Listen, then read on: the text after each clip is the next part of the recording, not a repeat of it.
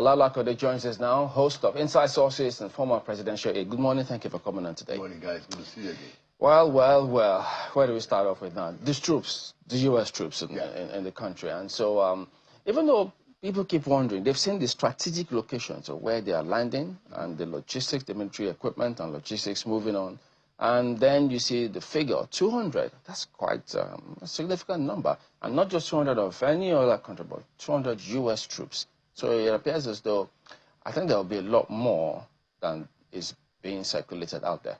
Yeah, I mean, I think it's actually cheering news that the partnership between Nigeria and the U.S. on this security support is thriving. That is very good. And the fact that the Americans have become comfortable enough to return. You know, you remember that they had previous experiences, you know, that they had concerns about, you know, but so it's good that, you know, they have made the judgment and the assessment that it is safe for them to come back, and now they are here on the ground, and there's no way that they wouldn't help change the situation. There's really no way. They have the understanding, they have the capacity, they have the equipment, you know, and they are going to inspire some reforms in the Nigerian military, you know, because they are coming as advisors. We have asked them to come and advise us. What I will say to our military institution is that they should do everything to make sure that this thing works. Don't forget why we are here, because we have a situation where Nigerians are being killed like chicken.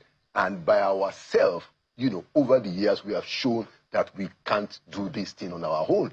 So the Americans are here to help lift up the situation. So my suggestion and my word to the Nigerian military is that to do everything to ensure that this is a success. We want an end to the killings. You know, I heard some of the congressmen in the States say things like, Nigeria government has not done enough to protect the people, but then they're reaching out to countries like Russia, Turkey, Saudi Arabia. They wonder why. And then you know that to move a country's resources of this magnitude coming here, it can't be free. Yeah, there's got to be something. Well, you know, so in diplomacy, you know, we are always looking for mutual relationships. So there is There's got to be more than relationship here. Well, it is relationship. There has to be some economic benefits. Well, even in diplomacy, there are economic transactions. You know, you give, I take, you give. That's why the principle of reciprocity is always there. The point is that we should make sure that it is mutual, not that anybody is taking advantage of the other party.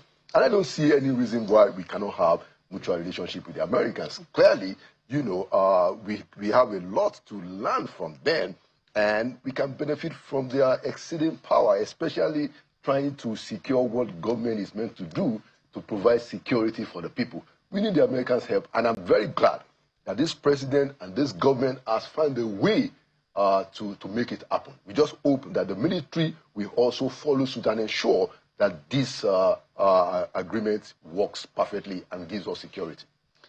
I do know, yes, that indeed we had history with the U.S. troops. You know, what you said about them having confidence enough to come back is very instructive. Yeah. However, we also know the climb under which they have come back. It's another administration, and we've seen what that administration has been capable of in other countries. So much so that when we listened to the Prime Minister of Canada at the just concluded Davos, I mean, his speech was very instructive. It would seem that right now we are now in that world order where realism is totally at play.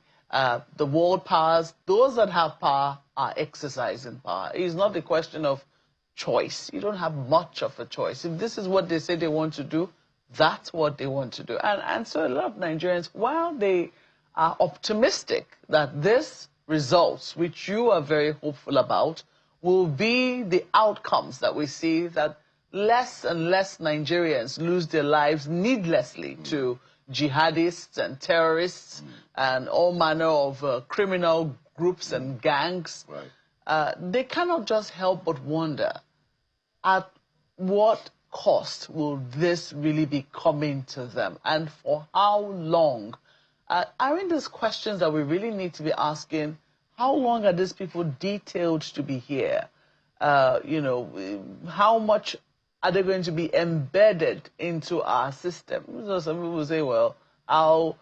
I don't want to be so cynical to say how strong were the systems that if they really wanted to get intelligence, they can't get it. But it's one thing. It's one thing for you to, exactly. I mean, we had a former governor telling us how they were tapping the NSA's line.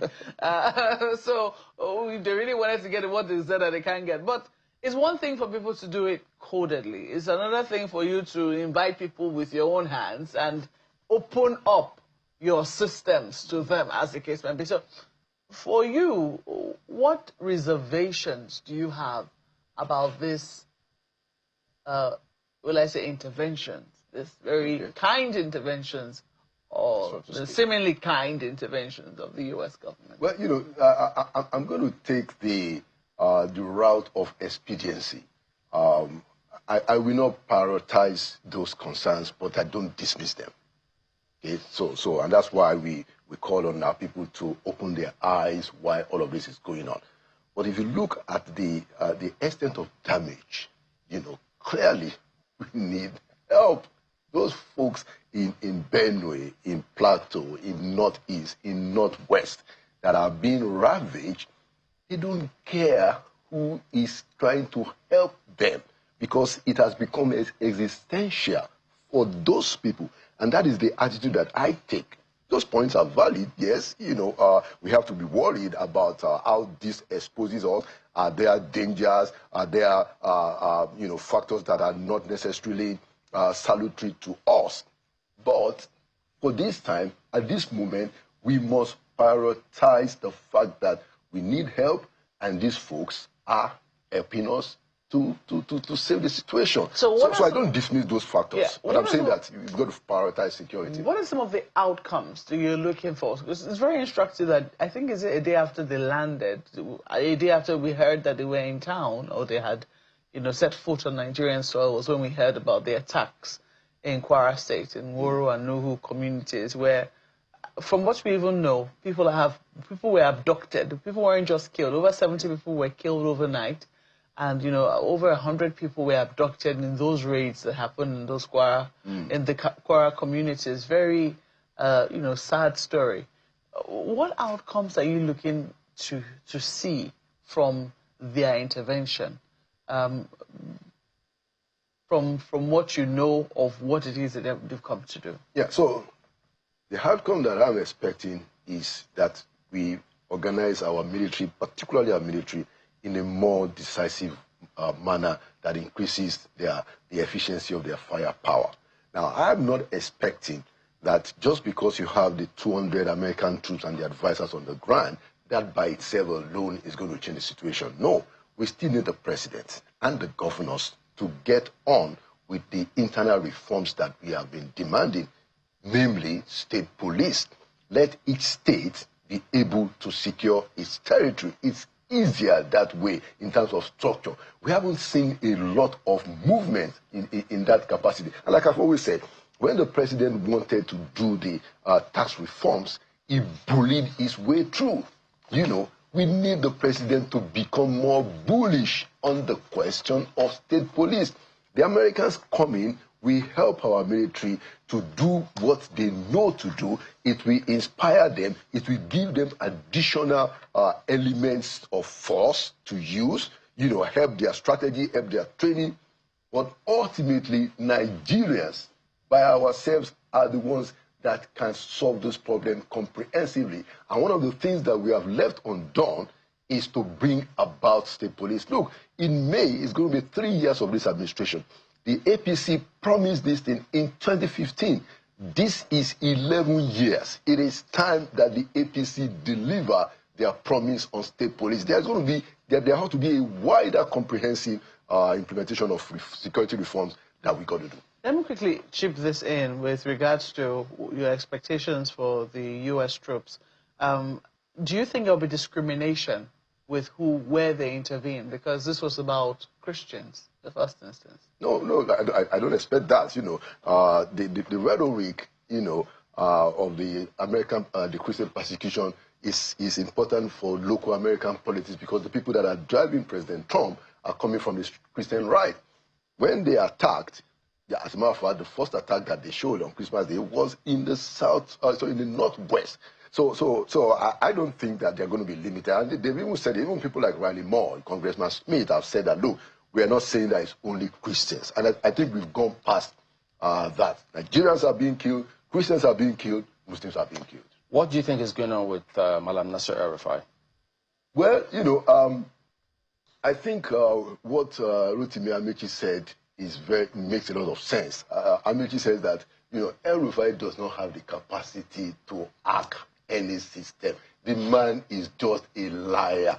El-Rufai is a liar. Take it from his boss, Obasanjo. Obasanjo said the guy is a malicious, pathological liar. I take, you know, Amechi's right. He's right. The man has no capacity. But because when he talks like that, it creates an atmosphere that ridicules a lot of the situation and gives him that the impression as if he knows what he's doing and is on top of his game. And because he's also a very strong opponent, you know, so he says all these things. Who doesn't know that El-Rufai is reckless? Who doesn't know that El-Rufai is divisive? He doesn't have the capacity. I agree entirely with Amechi. El-Rufai does not have the capacity to bug anything. But I can have financial capacity to get those who can to do it. Well, you know, so, and that is why I think the federal government cannot sit down and say that, okay, we're not going to do anything. This guy went on TV. So they're going to harass him. They're going to go after him legally. They're going to constrain him. He's going to lose his freedom for a while for his reckless statement. But there's no way they're even going to convict him, except indeed they bring reproof. Lawyers have said that what he said on TV was not said under caution. I mean, it means, under caution means that when you go to court, they ask you, raise up your hand, you know, you are saying this, or, you know, on the Bible, whatever you say is going to be, you know, we don't do that as journalists. We don't say that when you come to the studio. They should cut us some slack. Don't they invite journalists to come to court when guests say certain things? So my point is that, so what he said was not under caution, and he also knew what he was doing. El-Rufai is doing what he does best, raise alarm all over the place. But I think they should still treat him right. They should. I mean, his fundamental rights ought to be protected, even though we know that he is all the things that we know him to be. He's a liar, he's divisive, but he's still entitled to his fundamental rights. It's political season, so you'd expect a lot of this kind of back and forth from different persons in different political parties, all to achieve a certain aim, many of which you may not even know what it's about. Absolutely. Well, thank you for coming on as always. Thank you so much.